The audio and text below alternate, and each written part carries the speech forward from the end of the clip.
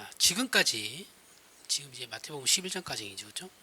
어쨌든 그 마태복음 11장까지 지금 오늘 말씀까지 예수님의 사역에 대해 이스라엘 사회의 기득권 세력, 기득권층이던 서기관과 바리새인, 그죠? 서기관과 바리새인들은 예수님을 반대했죠. 그 사역에 대해 반대하고 멸시했습니다. 그런데 반대로 군중, 서민들이죠, 그렇죠? 서민들은 열광하고 찬사를 보냈어요. 그런데 이런 군중들의 반응을 예수님께서는 그렇게 달가워하지는 않으셨습니다. 왜 그러냐 하면 예수께서는 그들의 신앙이 정말 올바르거나 혹은 그들의 신앙의 뿌리가 정말 깊어서 흔들리지 않는 상태에서 예수님께 열광하는 것이 아니었거든요. 이익을 보기 위해서 따라다녔던 거예요. 본인의 이익 보기 위해서. 그걸 아시니까 이런 열광이나 이런 찬사, 이런 열광적인 반응에 대해서 예수님께서는 별로 좋아하진 않으셨어요. 그리고 이것을 마태복음 저자인 마태는 세례 요한이 자신의 제자들을 시켜서, 세례 요한은 이제 몸에 옥에 갇혀 있는 상태니까 못 움직이니까 자신의 제자들을 시켜가지고 예수님의 메시아직에 대한 질문을 하죠, 그렇죠? 이 사건과 연관시켜가지고 우리에게 이제 확인을 시키고 있는 겁니다. 자, 여기서 예수님을 따르며 모인 이 군중들은 대부분이 이전에 세례 요한의 옥에 갇히기 전에 세례 요한을 따라다니던 자들이었어요. 그런데 사실 이들이 세례 요한을 따라다닌 것도 이들이 정말 세례 요한의 사역과 그가 선포한 메시아에 대한 이해를 가지고 설득이 되어 따라다닌 것은 아니었어요. 마찬가지입니다. 덕이 될까? 혹시 저를 따라다니면 내가 어떤 덕이라도 볼까봐 그런 식으로 따라다녔던 겁니다. 그러니 이들에게 메시아의 진정한 의미와 그분의 사역이 정확하게 전달되지 않은 것은 어쩌면 당연한 결과죠. 그렇죠? 세례 요한이 뭔가를 할 것 같거든요. 그러니까 지금의 기득권 세력에 진절머리가 났으니까 세례 요한이 와서 뭔가 있는 것 같은 얘기를 하니까 따라다녔던 거예요. 그런 상태에서 따라다니니 세례 요한의 메시지가 그들에게 올바르게 전달될 리는 없죠. 그렇죠? 자기 욕심들이 이미 있기 때문에 다른 게 들어올 그게 없어요. 자리가 없어요. 자, 본문에서 옥에 갇힌 세례 요한이 예수께서 병자들을 고치시고 산상수훈과 같은 가르침을 주신다는 소문을 들어요. 듣고 나서 자신의 제자들을 보냅니다. 보내가지고 예수님이 오실 그 메시아가 맞는지 확인하며 물어요. 뒤에 설명하겠지만 세례 요한의 이런 질문은 자신이 선포하고 대망한 메시아와 지금의 자기가 듣고 있는 메시아, 소문으로 듣고 있는 그 메시아, 예수님의 모습이 좀 안 맞는 거예요. 맞는 것도 있지만 이거 좀 아닌 것 같아. 이게 맞나? 아닌가? 자기도 이제 긴가민가 한 거죠. 그래서 의심을 한 거죠. 사실은 의심을 해서 제자들을 보내서 확인을 하는 겁니다. 그런 세례 요한에게 예수님은 이미 세례 요한이 알고 있는 맞는 부분, 맹인이 보며 못 걷는 사람이 걸으며 나병 환자가 깨끗함을 받으며 못 듣는 자가 들으며 죽은 자가 살아나며 가난한 자에게 복음이 전파된다라는 것을 이건 이제 세례 요한이 인정하는 부분이니까 메시아가 하실 역할들 중에 이걸 다시 한번 상기시켜요. 내가 이런 일을 했어. 상기시키면서 경고도 동시에 합니다. 경고가 6절 말씀인데 누구든지 나로 말미암아 실족하지 아니하는 자는 복이 있다. 의심하지 마. 의심하지 않는 자가 복이 있는 거야 라는 거예요. 세례 요한아, 의심하지 마라. 내가 그다. 무슨 말인지 아시겠죠? 상기시키면서 동시에 경고를 하시는 거예요. 나로 실족하지 않는 자, 나를 의심하지 않는 자가 복이 있다 라는 말씀입니다. 그렇게 답을 주시는 겁니다. 그 후에 이런 세례 요한의 모습을 본 사람들. 자, 세례 요한의 제자들이 와서 예수님께 질문하는 걸 다른 사람들, 군중들이 다 봤을 거 아니에요. 그죠? 그리고 그 세례 요한을 그들도 세례 요한을 알아요. 그 전에 따랐던 사람, 예수님 따르기 전에 세례 요한을 따랐던 사람들이니까. 그죠? 근데 세례 요한이 와서 예수님을 마치 의심하는 듯한 질문을 하게 했단 말이죠. 제자들에게. 그러면 사람들이 뭐라고 생각하겠어요? 세례 요한이 왜 저러지? 이렇게 생각하겠죠. 그죠? 그죠? 자, 그래서 혹여 예수님의 사려 깊으심입니다. 혹여 사람들이 세례 요한을 바람에 흔들리는 갈대처럼, 예수님께서 갈대라는 말 하셨죠. 그죠? 갈대처럼 줏대 없는 사람으로 오해하여 평가절하할 수도 있기 때문에 지금 이 상황에서 사람들이 세례 요한이 이상해졌네? 이렇게 생각할 수도 있단 말이죠. 그래서 예수님 혹여나 사람들이 그런 생각하지 못하게 하기 위해서 줏대가 없는 사람으로 오해하며 평가절하하는 것을 막기 위해서 예수님께서는 친히 세례 요한을 사람들 앞에서 평가를 해 주시는 거예요. 말씀 다 하시고 뒤에, 그렇죠? 오늘 본문 후반절에 보면. 그래서 예수님의 평가에 의하면 세례 요한은 여자가 낳은 자 중에 가장 큰 자입니다. 역사상 여자가 낳은 자 중에 세례 요한보다 큰 자는 없다라는 거예요. 하지만 뒤에 단서가 붙여 천국에서는 극히 작은 자보다 작은 자로 평가를 받습니다. 여기가 이게 심오한 내용이 있는 거예요. 이렇게 세례 요한은 어떤 의미에서는 가장 큰 자예요. 인류 역사상 가장 큰 자고 어떤 의미에서는 가장 작은 자가 되어버립니다. 두 가지가 동시에 다 있어요. 우리가 세례 요한의 위치를 이해하는데 이게 매우 중요한 단서가 되거든요. 자, 그리고 오늘날 우리가 하나님의 자녀로 그 정체성, 우리가 신자로서의 정체성과 신앙의 문제에 있어서도 이거는 매우 중요한 시각을 가지게 만듭니다. 세례 요한의 위치가. 자, 먼저 예수께서 세례 요한의 위대함에 대해 평가하는 그 기준을 알아봐야 되는데, 그 기준은 세례 요한의 개인적인 어떤 소양, 자격 같은 것이 세례 요한의 어떠함에 대한 것은 아니에요. 그런 것을 절대 평가하지 않으십니다. 예수님께서 그걸 평가하시는 게 아니에요. 세례 요한이 하나님으로부터 맡은 사역, 그 사역이 인류 역사상 그 어떤 일보다 가장 위대하고 영광스러운 메시아와 하나님 나라를 알리는 그 사역을 맡았다라는 점에서 그가 가장 큰 자라는 거예요. 구약에서 이제 뭐 점진적으로 이렇게 조금씩 그 간헐적으로 이렇게 예언이 나오긴 했지만 세례 요한처럼 하나님 나라나 메시아에 대해서 확실하게 예언했던 사람은 없다라는 거예요. 이 부분에 있어서 세례 요한은 가장 큰 자라는 거예요. 하나님께 가장 크게 쓰임 받은 사람입니다. 구약의 모든 선지자들은 하나님의 종으로서 하나님의 말씀을 대언했죠. 그렇죠? 대언하며 그 뜻을 선포하는 일을 맡았지만 그들이 그렇게 선포한 내용 중에 세례 요한이 맡은 내용보다 더 큰 것이 없다라는 거예요. 세례 요한이 지금 가장 중요한 하나님께서 이 땅에서 행하시려고 하는 그 가장 핵심적인 일을 맡아서 지금 예언을 하고 그 내용을 말하고 있다는 거죠. 그런 의미에서 역사상 가장 훌륭한 큰 일을 한 자라고 말씀하는 겁니다. 여자가 낳은 자 중에 가장 큰 자라고 평가하시는 거죠. 엄청난 평가죠. 다음으로 그럼에도 불구하고 그가 천국에서는 지극히 작은 자보다 작은 자라는 평가를 받아요. 신기하죠? 자, 그 이유는 뭐냐면 그가 비록 선지자로서 메시아와 하나님 나라를 알리며 그 일을 준비하는 자라고 할지라도 그는 천국에서가 아니라 천국 이전에 그의 사역을 수행한 자입니다. 그러니까 천국이라고 하는 건 예수님께서 초림하시는 순간에 하나님 나라는 이미 도래를 하거든요. 천국은 이 땅에 이미 온 거예요. 왔는데 세례 요한은 여기에 속하진 않는다는 거예요. 이 시대에. 그럼 어디? 구약에 속하는 자다라는 거예요.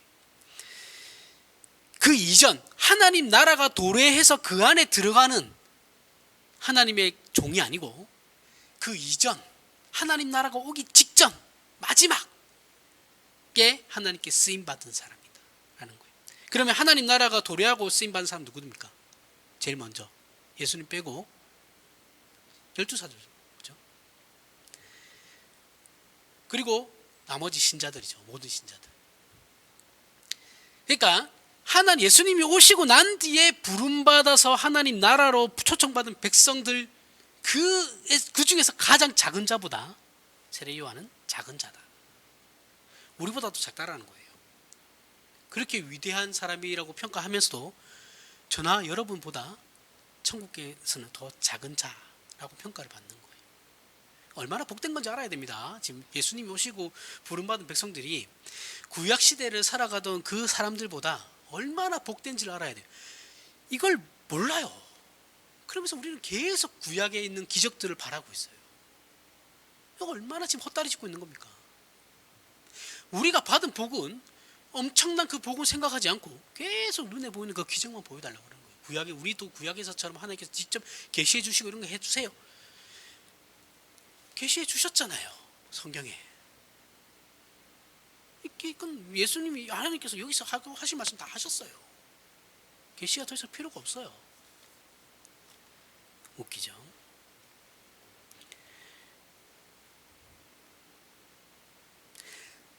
즉 예수님이 이 땅에 오심으로 말미암아 도래한 하나님 나라에 속해 있지 않는 자기 때문에 예수께서는 그를 천국에서는 지극히 작은 자보다 작은 자라고 평가하십니다. 다시 말하면 예수님의 초림으로 이미 이 땅에 실현된 하나님의 나라, 즉 천국. 우리가 죽어서 가는 것은 어디라고요? 천당, 하늘 이렇게 표현해야 됩니다. 천국은 이 땅에 있는 거예요. 천국, 즉 천국은 아무리 구약의 이스라엘이 하나님의 백성으로 그분의 인도와 보호와 기적의 통치를 받았다 할지라도, 아무리 이스라엘이 구약에서 하나님께서 직접적으로 계시하시고 기적을 베푸시고 막 그런 걸 했다 할지라도, 그러한 통치를 받았다 할지라도 예수 그리스도로 말미암아 도래한 하나님의 나라는 이전에 이스라엘이 경험한 것보다는 비교할 수 없는 복되고 영광스러운 나라라는 것을 시사하는 겁니다. 저와 여러분이 지금 살아가고 있는 이 하나님의 나라. 그래서 세례 요한은 옛 질서에 속한 자예요. 그래서 13절에 있는 바와 같이 모든 선지자와 율법은 구약을 얘기하는 겁니다. 율법이 예언한 것은 요한까지다 라고 예수님께서 선언하시는 거죠. 즉 요한이 마지막이고 이제부터는 예수님으로 말미암아 새롭게 시작되는 신약으로 들어가는 겁니다. 그래서 세례 요한은 그래서 구약에 속한 자예요. 그럼에도 불구하고 그가 여자가 낳은 자 중에 가장 큰 자인 이유는 12절에 있는 바와 같이 세례 요한의 때부터 지금까지 천국은 침노를 당하고 있기 때문이다. 세례 요한은 신약과 구약이 딱 중간에 걸쳐져 있는 사람이죠. 그렇죠? 양다리예요. 딱 사이에 걸쳐져 있는. 근데 속해 있는 건 구약입니다. 하지만 그 신약으로 넘어가는 그 시점에 동시에 걸쳐져 있죠. 그래서 세례 요한 때부터, 세례 요한이 예수님보다 6개월인가 먼저 태어났을 거예요. 이게 친척지간입니다. 예수님하고 혈연 관계예요. 먼저 태어나고 이제 그러니까 같은 시대를 살아간 거죠. 그렇죠? 같은 시대를 살아갔으니까 어쨌든 딱 걸쳐 있는 사람이란 말이죠. 그러니까 세례 요한 때부터 지금까지는 천국은 침노를 당한다. 이 말은 무슨 말이냐면 하나님 나라, 즉 천국은 이 땅에 이미 실현되었고 그 문이 열렸는데, 그리고 부름받은 하나님의 자녀들이 그 나라 천국을 상속하기 위해서, 자, 부름받은 하나님의 자녀들이, 구원은 이미 받은 자들이 이제는 하나님의 나라를 상속받기 위해서는 노력과 투쟁을 해야 된다는 거예요. 가만히 있는다고 되는 게 아니라는 거예요. 하나님의 나라에서 하나님의 나라의 백성으로 살아가기 위해서는 투쟁하고 노력을 해야 된다는 거예요. 이거는 구원하고는 상관없는 겁니다. 그렇죠? 백성답게 살아가는 삶에 대해서 얘기하는 것이죠. 그런 차원에서 세례 요한은 구약에 속한 사람입니다. 그러면도 동시에 신약의 경계에 해당하는, 즉 신약과 성취의 경계선에 그 묘한 위치에 서 있는 존재예요. 세례 요한이 이게 신학교에서도 신약 수업을 듣다 보면 이 세례 요한 신학은 따로 배웁니다. 세례 요한 부분이 따로 있어요. 그만큼 비중이 중요한 위치를 차지하고 있는 사람입니다. 그럼 이 문제가 우리에게 왜 중요한지를 생각해 봐야 돼요. 왜 그럼 세례 요한, 도대체 세례 요한하고 우리하고 무슨 상관이야? 이렇게 생각할 수 있는데 중요합니다. 자, 먼저 중요한 것은 구약의 이스라엘 백성이나 선지자들이 가졌던 당시, 물론 현재까지 이스라엘은 지금도 똑같은 생각을 가지고 있으니까, 그 구약의 이스라엘 백성이나 선지자들이 가졌던 메시아와 하나님 나라에 대한 결여된 이해, 오해 또는 오해를 세례 요한도 동일하게 하고 있다는 거예요. 물론 똑같지는 않습니다. 바리새인들과 서기관들처럼 그들이 생각했던 걸 완전 똑같이 이렇게 이해하고 있는 건 아니고 비슷하게 오해를 하고 있어요. 세례 요한도. 왜냐하면 세례 요한도 유대인이에요. 유대인이면 그 당시에 유대인들이 영향을 가장 많이 받았던 그 메시아의 사상은 이제 1세기 묵시 문학이거든요. 1세기에 있던 그 묵시 문학의 영향력을 세례 요한이 선지자 공부를 했을 건데 분명히 이 사람도 훈련을 받았을 거 아니에요. 그죠? 그러면 여기에 영향력에서 벗어날 수는 없어요. 그죠? 물론 우리는 1세기 묵시 문학을 믿지는 않지만 이 당시 이 1세기 묵시 문학은 그때 당시에는 어쨌든 주류, 그 유대교회 안에서의 주류였으니까 다 믿고 있었어요. 그거를. 그러니까 세례 요한도 여기서 크게 벗어나지는 못했을 거다라는 이제 오해를 하고 있는 그런 생각을 가지는 겁니다. 그 근거가 이제 누가복음 3장에 나와요. 세례 요한이 메시아에 대해서 이런 오해들을 하고 있었구나라는 거. 그 세례 요한이 예수 그리스도의 사역과 그분이 세울 나라, 하나님 나라를 어떻게 이해하고 있는지 이제 누가복음 3장을 보면 나옵니다. 3장 7절에 누가복음, 요한이 세례를 받으러 나오는 무리에게 이르되 독사의 자식들아, 누가 너희에게 일러 장차 올 진노를 피하라 하더냐. 자, 여기를 보면 그는 하나님 나라의 중요한 특징을 뭐로 보고 있습니까? 심판으로 보고 있죠. 그죠? 독사의 자식들아. 그죠? 자, 9절에 이미 도끼가 나무 뿌리에 놓였으니 좋은 열매 맺지 아니하는 나무마다 찍혀 불에 던져지리라. 우리 이 말 잘 쓰잖아요. 특히 목사님들. 그죠? 목사님들이 교인들 막 똑바로 안 하면 이런 말 하잖아요. 그죠? 이게 메시아에 대한 오해라니까요. 오해에서 나온 말씀. 이걸 지금 적용하면 안 돼요. 안 되는 겁니다. 여기도 심판이죠. 그죠? 좋은 열매 맺지 않느냐 하는 나무마다 지켜 불에 던져지리라. 자, 지금 임마 너희들 지금 까불지 마. 지금 이제 메시아가 오실 거야. 오시면 너희들 이제 다 죽어. 응?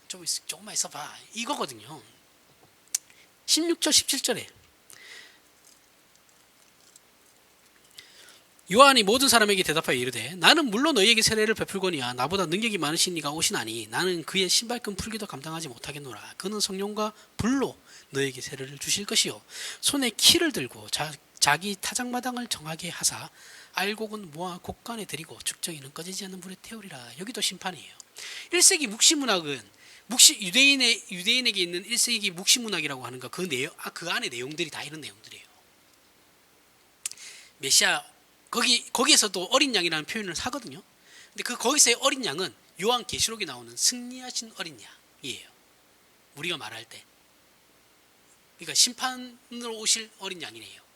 그러니까 우리가 지금 우리가 십자가에서 죽으실 어린 양하고는 다른, 우리가 진짜 지금 기독교가 얘기하는 종말 때 오실 그 메시아를 미리 얘기하는 거죠. 그렇죠? 메시아가 오시면 이 유대인들은 이 시대가 끝난다고 생각했으니까, 역사가 끝난다고 생각했고, 이제 예수 하나님의 나라가 임한다고 생각했고. 자, 여기 또 심판이에요. 그렇죠? 자, 세례 요한이 그러면 하나님 나라를 심판으로 이해한 것은 이스라엘 민족이 메시아를 어떻게 이해하고 있는지와 같은 선상에 있는 겁니다.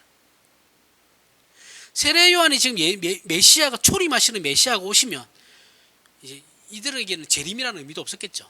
메시아가 그냥 오시면 이 세상은 다 끝나는 거야. 종말이야. 이제 심판이 임할 거야. 그렇게 생각했던 거예요. 그때 이 세례 요한의 이런 생각이 그때 당시에 유대 사회의 주류였거든요. 주류들의 생각이었거든요.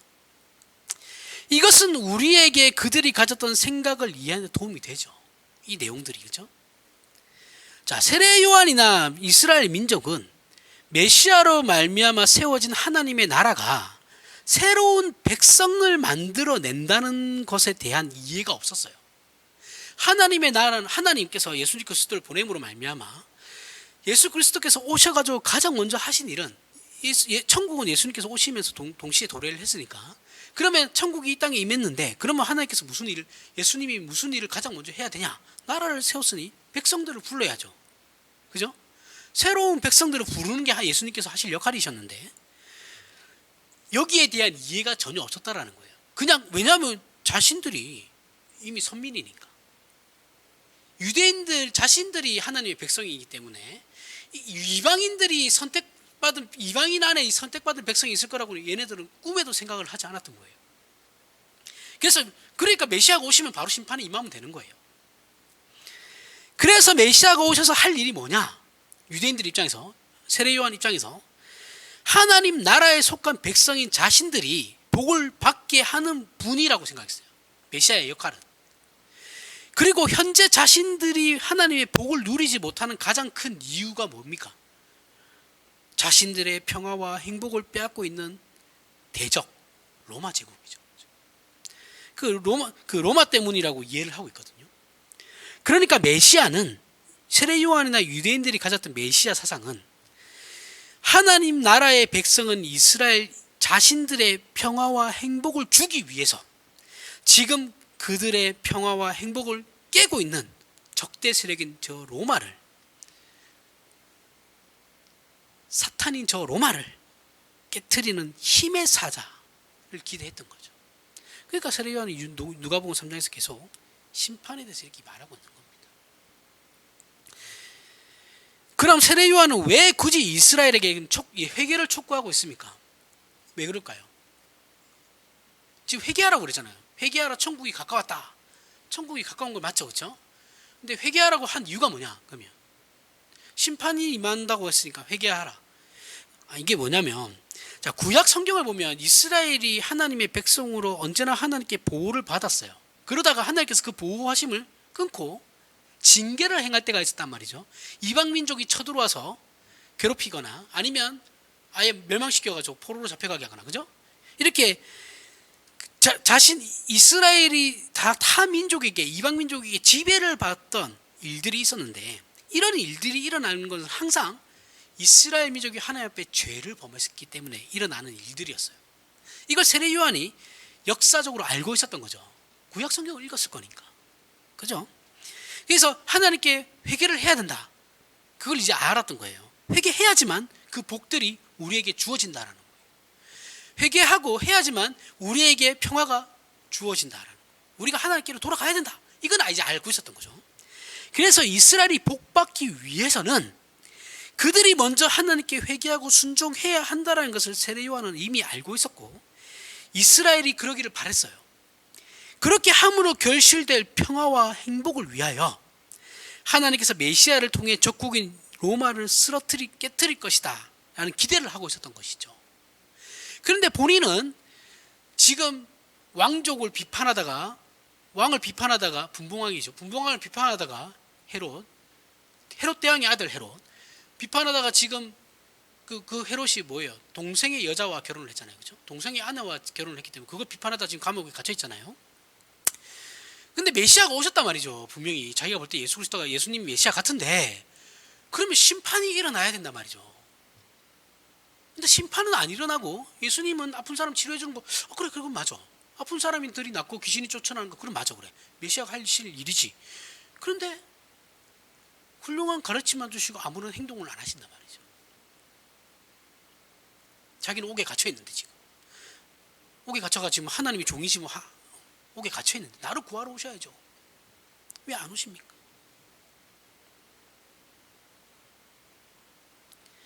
그런 기대가 있었던 거죠. 세례 요한도. 그런데 이렇게 기대하고 있던 메시아가 실제로 이 땅에 오셔서 하신 일과 그분이 세우실 하나님의 나라의 특징은 심판이 아닌 것에 세례 요한이 이제 혼란이 온 겁니다. 자기는 심판이라고 믿고 있었는데 심판을 안 행하시니까 이거 몰랐으니까요. 세례 요한. 자, 성경에 그 하나님께 쓰임 받는 사람이라고 해서 다 아는 건 아니에요. 부분적으로만 아는 겁니다. 자, 이렇게 세례 요한이 몰랐던 부분은 사도 바울에 의해서 정확하게 드러나죠. 사도 바울은 이걸 정확하게 이해하게 됩니다. 그래서 신약 성경에 기록하고 있어요. 우리가 이제 우선 알아야 하는 부분은 하나님 나라의 백성이 누구인가에 대한 문제예요. 자, 여기 에베소서에 바울이 기록하고 있는데 에베소서 2장 11절부터 18절에 그러므로 생각하라 너희는 그때 육체로는 이방인이요. 그죠? 이방인이에요. 손으로 육체에 행한 할례를 받은 무리라 칭하는 자들로부터 할례를 받지 않는 무리라 칭함을 받은 자들이라. 자, 할례도 받지 않은 자들이에요. 그때 너희는 그리스도 밖에 있었고 이스라엘 나라의 밖에 사람이라. 약속의 언약들에 대하여 외인이요 세상에서 소망이 없고 하나님도 없는 자이더니 이제는 전에 멀리 있던 너희가 그리스도 예수 안에서 그리스도의 피로 가까워졌느니라. 그는 우리의 화평이신지라 둘로 하나를 만드사 원수된 것 곧 중간에 막힌 담을 자기 육체로 허시고 법조문으로 된 계명의 율법을 폐하셨으니 이는 이 둘로 자기 안에서 한 세 사람을 지어 화평하게 하시고 또 십자가로 이 둘을 한 몸으로 하나님과 화목하게 하려 하심이라. 원수된 것을 십자가로 소멸하시고 또 오셔서 먼 데 있는 너희에게 평안을 전하시고 가까운 데 있는 자들에게 평안을 전하셨으니 이는 그로 말미암아 우리 둘이 한 성령 안에서 아버지께 나아감을 얻게 하려 하심이라. 바울은 정확하게 이해하고 있어요. 그러니까 이 계시라는 건 한 사람이 모든 걸 아는 게 아니고 한 방에 빵 터지는 게 아니고 점진적으로 이루어지는 겁니다. 점진적으로 이루어져서 그 결과물이 이거예요. 66권. 그래서 성경이 완성되고 난 뒤로는 하나님의 계시는 없어요. 직접적인 계시는 없습니다. 하나님의 음성을 들었어요. 다 거짓말이에요. 그런 거 없습니다. 말씀을 하나님께서 우리에게 기억나게 하시는 역할을 하세요. 성령 하나님은 우리가 기도할 때 하나님의 말씀을 기억하게 하시는 거예요. 이거면 충분하니까.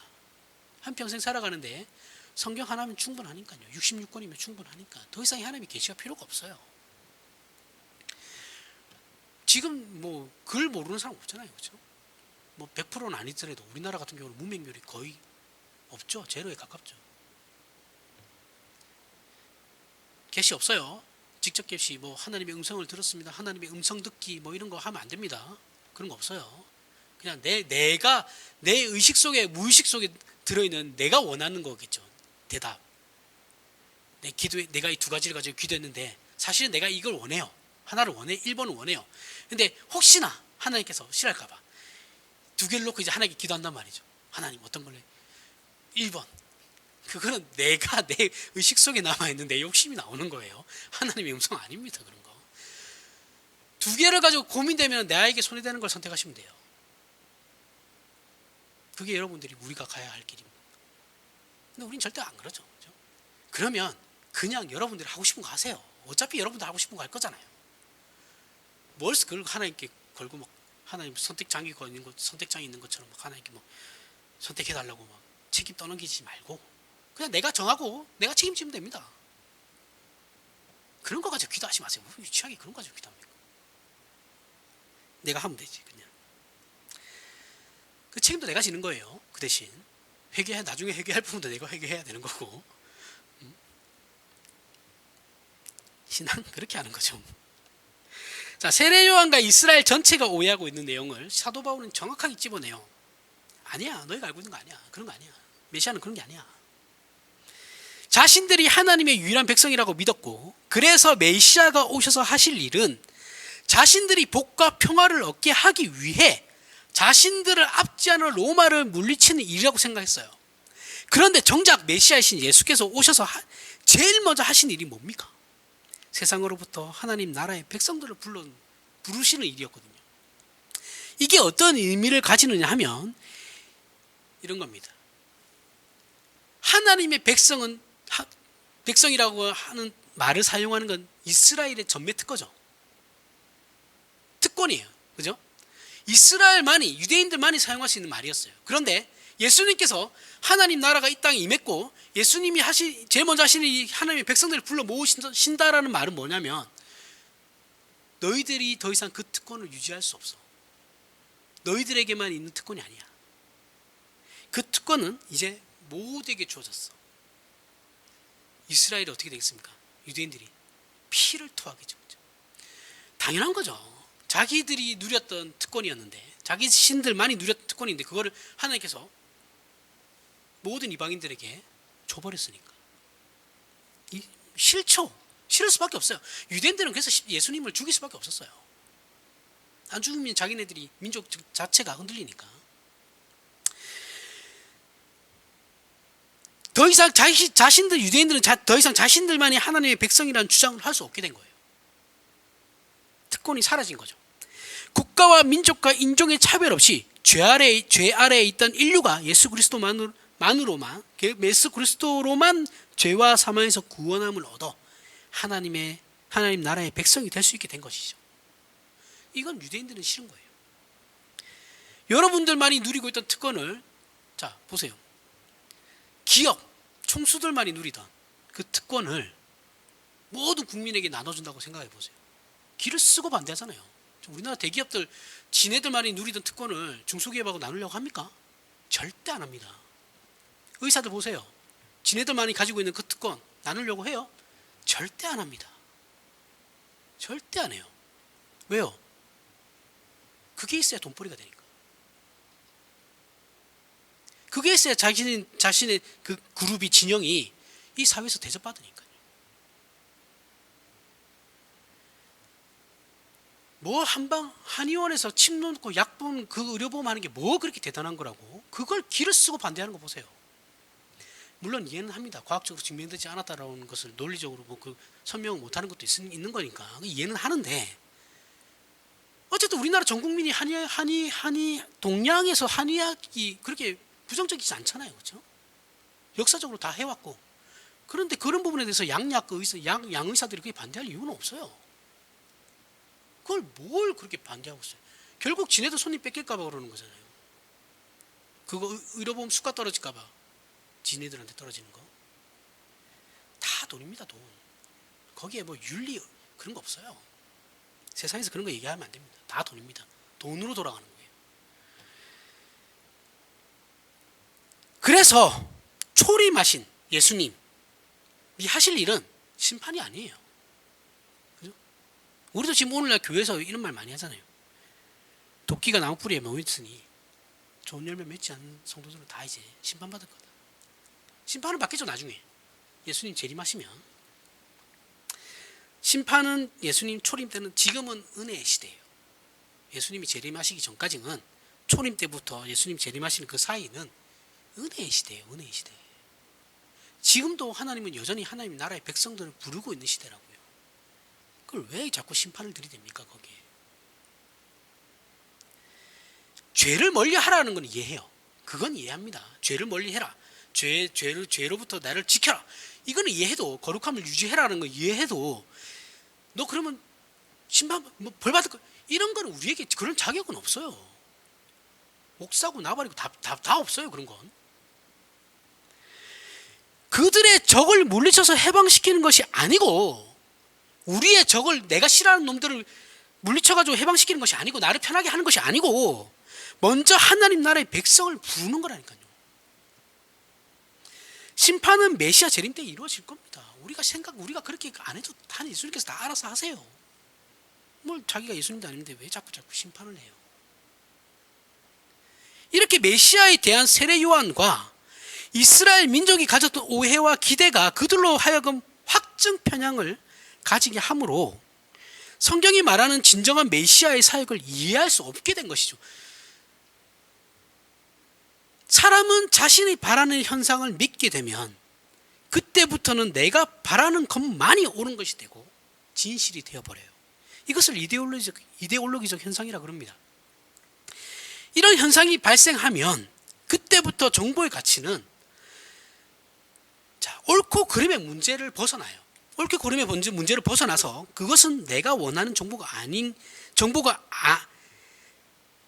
내가 원하는 정보인가 아닌가가 그 핵심이 되어버려요. 내가 원하는, 그게 아무리 사실이라고 해도 내가 원하는 정보가 아니면 그건 틀린 거예요. 진실이나 사실관계나 객관성은 없어지고 내가 소원하고 내가 원하는 것은 옳은 것이 되어버려요. 세례요한과 이스라엘이 지금 이런 상태거든요. 구약 성경이라는 객관적인 자료에 분명히 메시아 사역에 대한 기록이 있음에도 불구하고 이들은 자신들이 원하고 바라는 현상만을 기대하고 있었던 사람들이에요. 현재 한국의 보수 기독교가 이렇죠. 어떤 의미에서 보수라고 하는지 모르겠는데 기독교에서 보수라고 하는 것은 성경을 하나님의 말씀으로 믿는 거거든요. 66권의 하나님의 말씀으로 무한 하나님의 말씀이다 라고 믿는 것이 이제 보수인데, 한국의 보수 기독교는 이건 아닌 것 같아요. 그냥 정치 성향이에요. 정치 성향을 따라가는 것 같아요.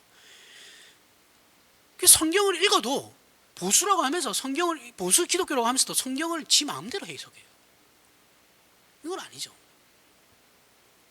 자유주의 신학이 너무 이쪽으로 갔다 그러면 한국의 보수 기독교는 너무 저쪽으로 갔어요. 이것도 문제예요. 하지만 진실은 이들의 생각과는 다르게 오신 메시아죠. 그죠? 세례 요한이나 지금 유대인들이 믿고 알고 있던 그 메시아와는 전혀 다른 메시아로서 오신 것이 진실이죠. 근데 이들은 이 진실을 받아들이지 않나요? 그래서 그렇게 오신 메시아가 먼저 인류를 죄와 사망에서 구해내기 위해 십자가를 지신 겁니다. 그렇게 선택받은 하나님의 백성들을 부르시는 거예요. 그 다음에 메시아가 하실 일이 뭐예요? 그 불러낸 하나님의 백성들을 하나님의 백성답게 만들어가는 일을 하시는 거죠. 그죠? 에베소서 3장.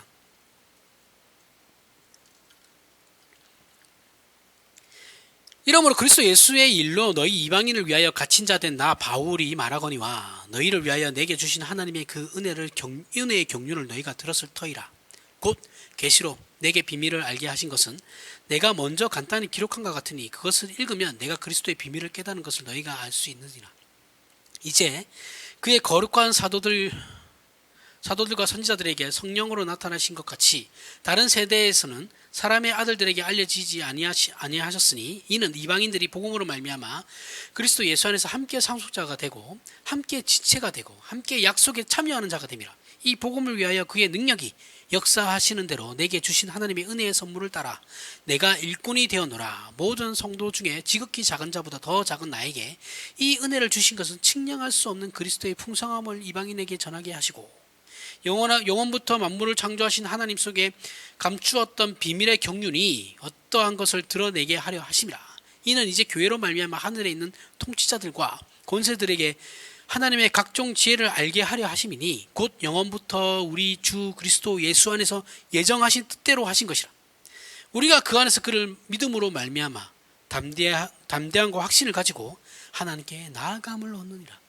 자, 여기 3절에 곧 계시로 내게 비밀을 알게 하신 것은, 그리고 4절에 그것을 읽으면 내가 그리스도의 비밀을 깨달은 것을 너희가 알 수 있느니라. 5절에 이제 그의 거룩한 사도들과 선지자들에게 성령으로 나타내신 것 같이 다른 세대에서는 사람의 아들들에게 알리지 아니하셨으니 와 같이 바울이 깨달은 메시아와 하나님 나라의 비밀은 오직 예수 그리스도의 십자가로 말미암아 부름받아 하나님 나라의 백성된 자들, 예수 그리스도를 머리로 하는 그의 몸된 교회로 완성된다라는 거예요.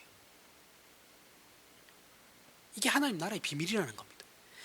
9절 10절 영원부터 만물을 창조하신 하나님 속에 감추었던 비밀의 경륜이 어떠한 것을 드러내게 하려 하심이라.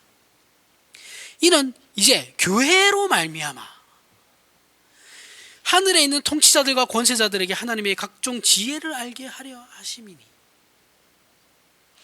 메시아의 비밀, 그 사역의 영광이 무엇이냐 하면 메시아인 예수께서 십자가를 지심으로 말미암아 하나님 나라의 백성을 만들어내신다라는 사실과 그 만들어내신 백성들을 예수 그리스도께서 그의 몸으로 부르셔서, 예수 그리스도는 머리시죠. 그리고 나머지 지체로 부르셔서 완성시키신다라는 거예요. 온전한 몸으로, 하나의 몸으로, 육체로. 이게 놀라운 거죠. 왜 이게 우리에게 중요한 문제냐 하면 우리 신자들이 많이 하는 불평 중에 하나가 이런 거죠. 세례 요한과 이스라엘이 이해한 메시아와 하나님 나라에 대한 오해와 그 기대를 우리도 그대로 가지고 있다는 거예요. 그러니까 오늘날 한국교회, 특히 보수기독교가 계속 심판을 강조하는 거예요. 심판을 강조하지 말라는 게 아니에요. 종말에 대해서 얘기하지 말라는 게 아닙니다. 마치 판단하듯이 한 사람을 또는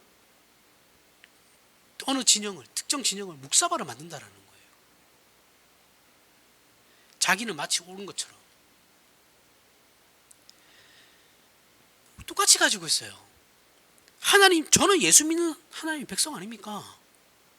그러니까 저 사람들 심판해 주세요. 왜 하나님 동성애자들 저렇게 가만히 둡니까? 저도 심판해 주세요. 심판하신다니까요. 나중에 재림하시면 지들이 그렇게 안 해도 돼요. 잘났다고 비판하지 말라는 게 아닙니다. 비판은 하는데 그런 식의 한 사람의 인격을 그럼 무슨 막 짓밟는 식으로 하지 말라는 거예요. 그렇게 안 해도 다 알아요. 알아들어요. 못 알아듣. 그렇게 해도 어차피 그 사람들은 안 변하고 우리가 그렇게 안 해도 안 변해요. 얌전하게 해도 안 변해요. 똑같이 안 변해요. 그 지성질, 전부 다 지성질 부리는 거죠.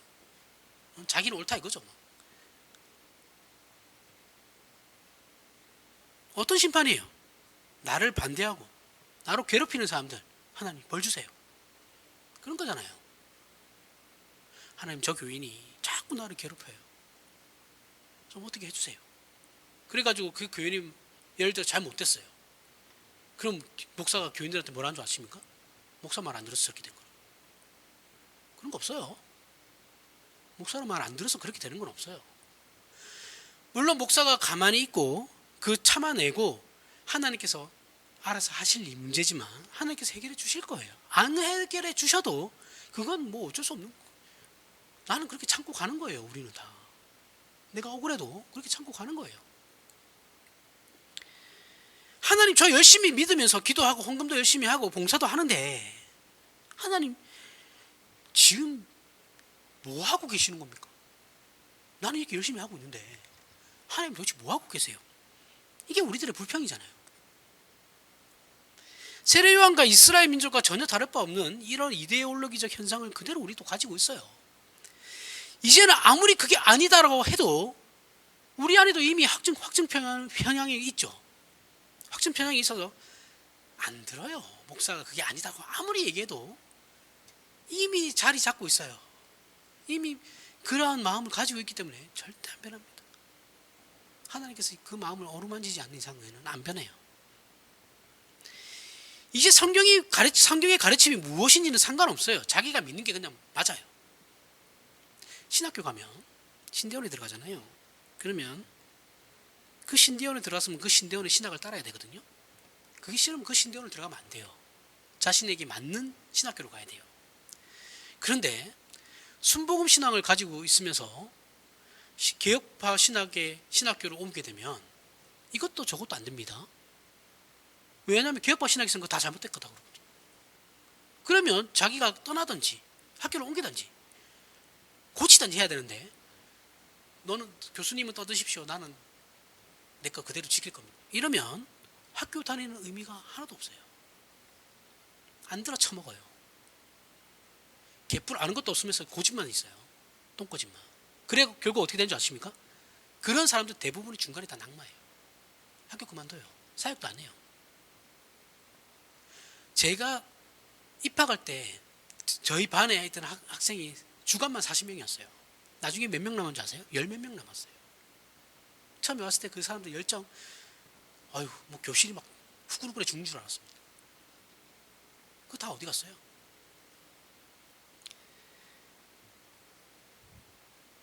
안 변해요. 변할 생각도 없어요. 기독교가 뭔지를 모르는 거예요. 신학생들조차도 그런데 뭐 성도들이 오죽하겠습니까? 자기가 믿고 싶은 대로 믿는 거예요. 신자라 불리지만 기독교 신자라 불리지만 기독교 내용이 뭔지는 하나도 모르는 겁니다. 그러면 세상에서 제일 억울한 사람이 되는 거예요. 바울이 얘기하는 것처럼 제일 불쌍한 사람이 되는 거예요. 예수께서 하신 일은 우리를 죄와 사망에서 꺼내어 하나님의 백성 삼으신 것으로 끝난 것이 아니죠. 그죠? 예수님께서 지금 십자가에 죽으심으로 말미암아 하나님의 백성들을 부르셨단 말이죠. 그리고 끝났나요? 아니에요. 우리를 하나님의 백성으로 그의 몸으로 불러서 어떻게 해요? 몸으로 불렀으니까, 하나의 육체가 되었으니까 자라가야죠. 그죠? 몸이 성장해 가야죠. 성숙되어져 가야죠. 에베소서 1장 17절에서부터 19절. 우리 주 예수 그리스도의 하나님 영광의 아버지께서 지혜와 계시의 영으로 너희에게 주사 하나님을 알게 하시고 너희 마음의 눈을 밝히사 그의 부르심의 소망이 무엇이며 성도 안에서 그 기업의 영광의 풍성함이 무엇이며 그의 힘의 위력으로 역사하심을 따라 믿는 우리에게 베푸신 능력이 지극히 크심이 어떠한 것을 너희로 알게 하시기를 구하노라. 자, 사도 바울은 하나님께서 우리에게 무엇을 요구하는지를 알았으면 좋겠다. 너희가 정말 하나님께서 너희에게 요구하시는 것이 무엇인지를 알았으면 좋겠어. 너희가 아는 거 말고, 너희가 원하는 거 말고, 진짜 하나님께서 원하는 게 무엇인지를 너희가 알았으면 좋겠는데, 그것은 자녀로 부름받은 것이 끝이 아니고 불러서 무엇을 하려고 하시는가를 알아야 되는 거야. 구원받았으니까 땡이 아니고, 구원받았으니까 이제 새로운 인생이 새롭게 시작되는 건데, 그럼 이제 어떻게 살아야 하는 문제가 남아있는 거라고. 구원받았으니 그럼 어떻게 살아갈 것인가의 문제에 대해서 너희가 심도 깊게 고민을 해야 되는 거예요. 하나님께서는 그걸 원하셔. 하나님께서 우리를 어떤 지혜와 능력과 열심으로 불렀는지 보라는 거예요.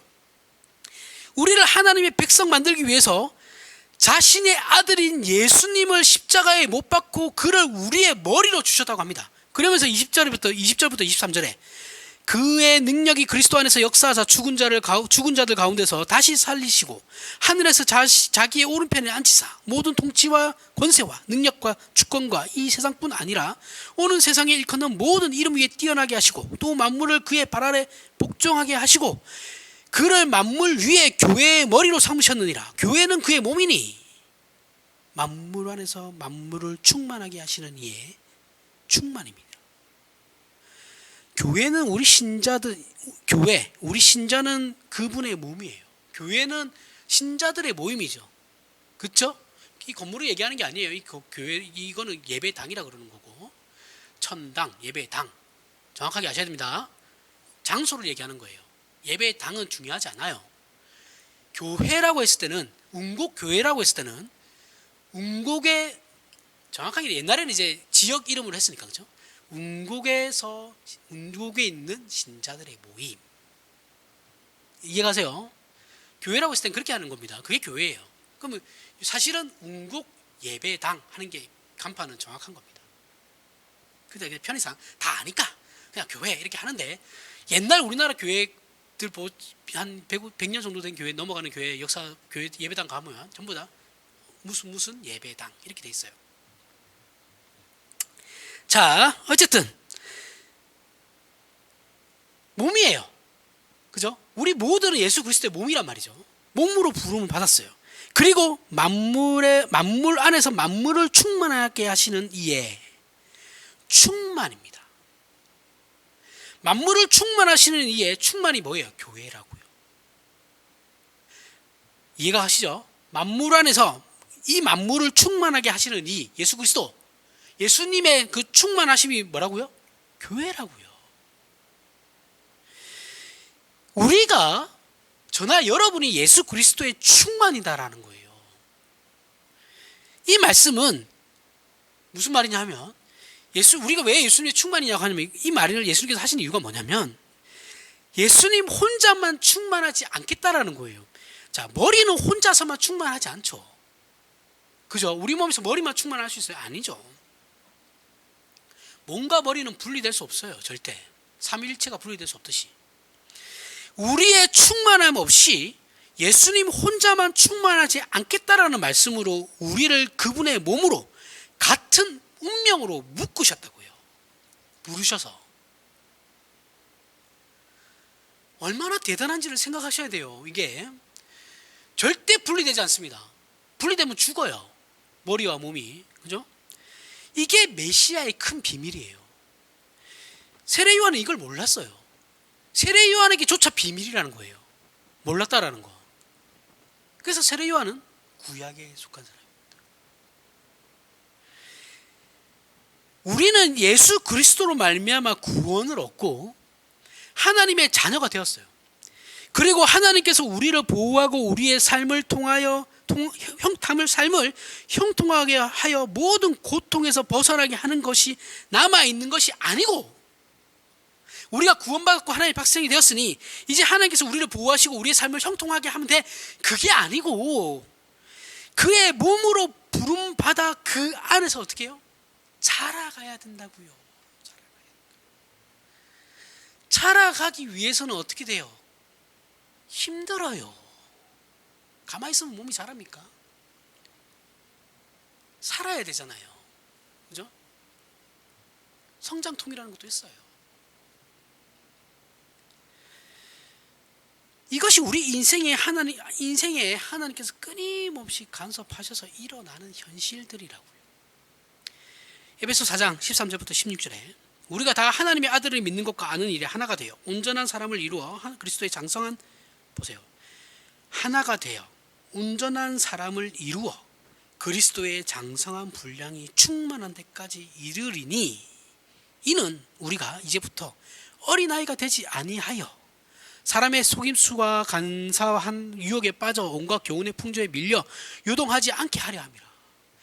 오직 사랑 안에서 참된 것을 하여 범사에 그에게까지 자랄지라. 그는 머리니 곧 그리스도라.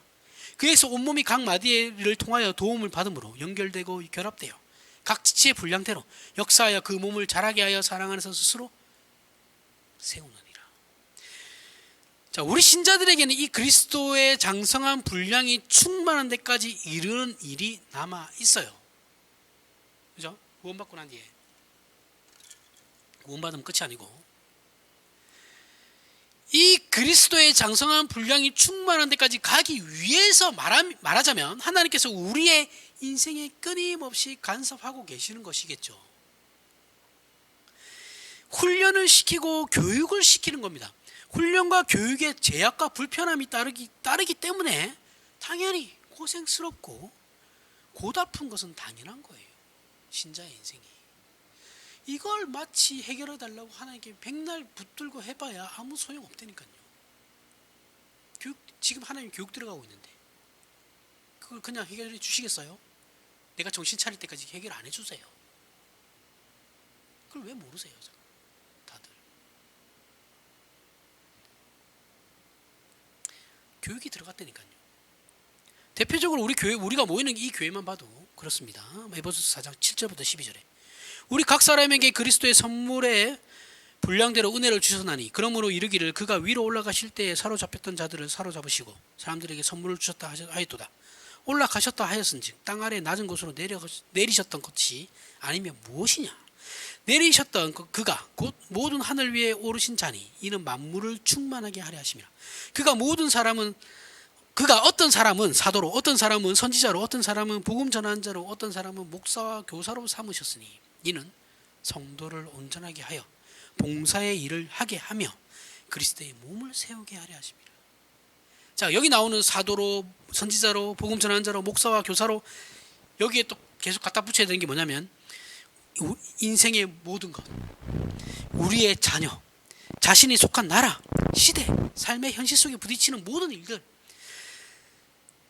직장, 사업, 친구, 친척, 이 것들을 다 갖다 붙여야 돼요. 그리고 난 뒤에 뭐예요? 그렇게 삼으셨어. 이는 성도를, 우리를 온전하게 하여 봉사의 일을 하게 하며 그리스도의 몸을 세우게 하려 하십니다. 다 들어간다고요. 이 모든 것은 다 그리스도의 몸을 세우기 위한 하나님께서 우리에게 허락한 우리의 완성과 영광으로 인도하기 위하여 하나님의 지혜와 능력으로 준비하신 과정입니다. 사도로, 선지자로, 복음 전하는 자로, 목사와 교사로 이렇게만 되는 것이 아니고 뒤에 우리의 전 인생, 나의 직업, 학교, 시대, 삶, 가정 다 들어간다고요. 그래서 우리는 살면서 고통이 없기를, 고민이 없기를 바라서는 안 돼요. 그 아무 소용없는 거니까요. 이것은 학교 가서 공부 안 하는 거하고 똑같은 거예요. 학교 가서 공부하는 거 괴롭잖아요. 그죠? 힘들어요. 학생들 입장에서 제일 가기 싫은 데가 학교죠. 저는 그랬습니다. 다른 사람 모르겠는데. 숙제 안 내주는 사람이 좋은 선생이 아니죠. 숙제가 있으면 귀찮고 힘들어요. 그죠? 놀아야 되는데, 집에 가자마자 놀아야 되는데 지금 숙제가 방해거리란 말이죠. 그걸 좋은 선생이라면 어리석은 거죠. 만약 우리의 인생이 편하면, 내 인생이 참 편하다라고 생각되면, 여러분이 하나님께서 우리의 인생이 지금 훈련이나 교육을 하고 있지 않다는 거예요. 이해가 가세요? 내버려 두고 계시다라는 거예요. 간섭을 안 하신다고. 심각하죠. 근데 우린 그걸 좋아해요. 그죠? 죄성 때문에 그런 겁니다. 우리에게 돈이 생기면 생각이 썩어요. 저도 가끔씩 참 우리 가정이 딱 요만큼만 있으면 다 해결되는데 참 그 돈이 안 생기네. 그런 마음 있거든요. 하거든요. 한 번씩 답답할 때가 생기면, 야, 우리한테 딱 요만큼만 있으면, 많은 돈도 아닌데 딱 그만큼만 있으면 다 해결되는 건데 그게 참 안 된다라는 이제 그런 마음을 가질 때가 있습니다. 답답할 때. 근데 이제 돈이 생기면 사람이 생각이 썩거든요. 모든 일이 잘 되고 형통하면 우리는 생각이라는 걸 안 해요. 그죠? 그래서 돈으로 키운 자녀들은 다 동물이 되죠. 짐승이 돼요. 제대로 되는 애 하나도 없습니다. 결핍 없이 키우면 애가 사람이 훌륭할 거라고 생각하죠. 절대 그렇지 않아요. 창조는 결핍에서부터 나오는 거예요. 창조적인 사람을 만들기 위해서는 애가 결핍이 있어야 된다고요. 여러분, 훌륭한 작가, 글 쓰는 작가치고 어렸을 때 부러워하지 않았던 환경에 있었던 작가는 아무도 없어요. 이상하죠? 그의 부러워한 환경이 그의 훌륭한 문학을 만든다고요. 이건 필연적인 겁니다. 어렸을 때부터 잘 먹고 잘 자던 애들은 훌륭한 글 못 써요. 절절함이 없거든요. 절박함이 없거든요. 그러니까 애 키울 때 너무 막 다 해주려고 하면 안 됩니다. 절대로 안 돼요. 가고 싶다고 해서 뭐 하고 싶다고 해서 바로바로 해주면 안 돼요. 끝까지 참아야 돼요. 끝까지. 애가 끝까지 그걸 원하는지 안 원하는지를 부모가 잘 판단하고 끝까지 마지노선까지 가야 돼요. 더 이상 애가 안 하면 애가 삐뚤어질 것 같을 때 해줘야 되는 거예요. 그때도 마음이 변하지 않으면.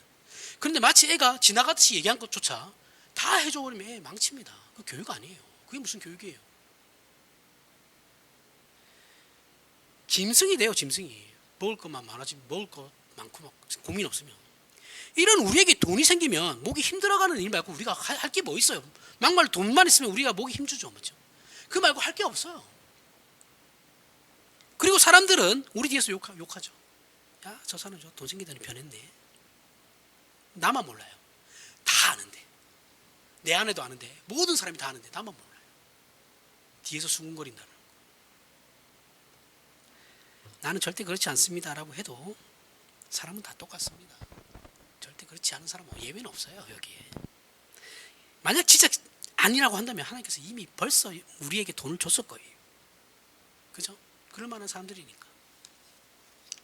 안 주신 건 우리가 그렇지 않다라는 거예요.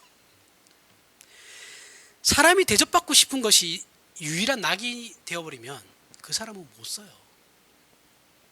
사람에게 있어서 평생의 중요한 내용은 다른 사람을 칭찬해주고 박수 쳐주는 일이거든요. 왜냐하면 우리가 남들 앞에서 대접받고 잘난 척하는 기회는 평생에 몇 번이 안 돼요. 하지만 대부분은 내가 청중으로서 존재하기 때문에 내가 상대방에게 박수 쳐줄 일은 많아도 내가 박수 받을 일은 그렇게 많지 않습니다. 그런데 어떤 집단이나 그룹이나 사회적으로 어느 정도 지위나 자리에서 대접받던 사람들은 그 지위와 자리를 물려줄 생각을 하지 않아요. 끝까지 해먹으러 버리죠. 그러면 망하는 겁니다. 밑에 사람을 키워야죠. 그 공동체가 잘 되려면 후임자를 키워야 되는 겁니다. 인재를 키워야죠. 여기에 가장 투자 안 하는 데가 교회예요. 교회들은 인재를 안 키워요. 우리 특히 한국 교회는 신학생들의 장학금을 안 줘요. 장학금을 줘야죠. 공부를 하죠. 마음껏.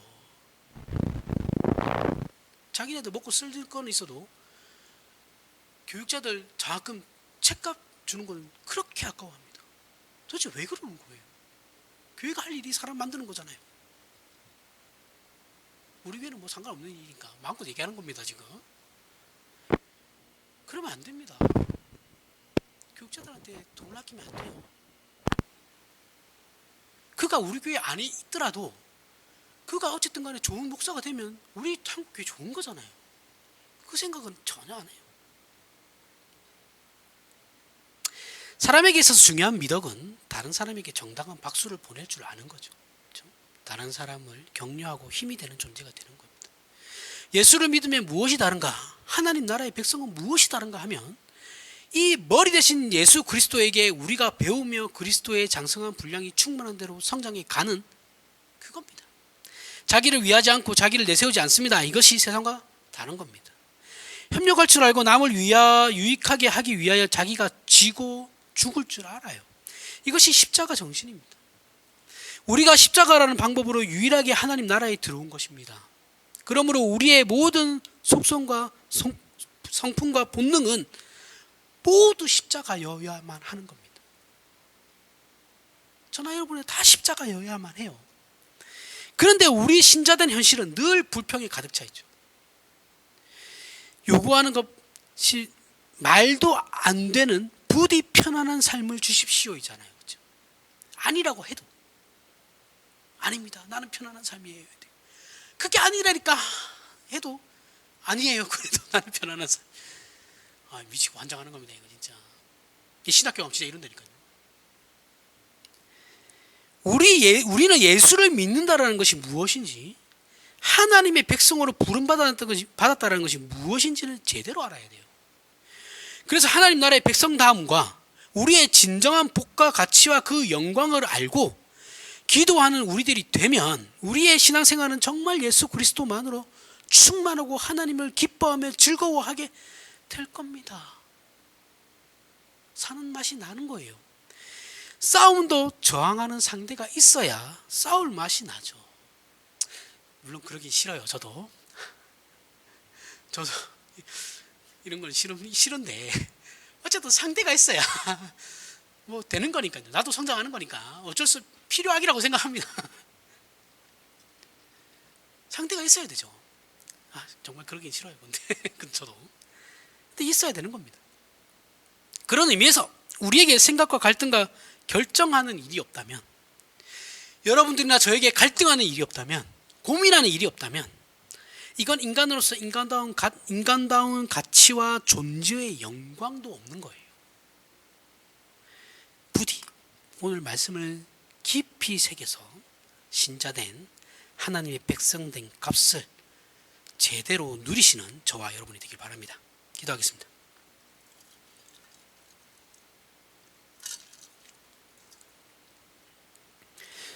하나님 아버지, 은혜를 감사합니다. 우리는 하나님의 자녀이고 백성입니다. 그래서 우리 주 예수 그리스도를 닮도록 되어 있습니다. 이 영광과 복과 자랑을 놓치지 말게 하시고, 우리가 우리의 인생과 노정에서 당하는 모든 어려움들이 우리를 성장시키며 만들어가는 것으로 값지게 하고 영광스럽게 하는 하나님의 손길인 것을 기억하고 믿음으로 승리하는 자들이 되게 하여 주시옵소서. 예수님 이름으로 기도합니다. 아멘.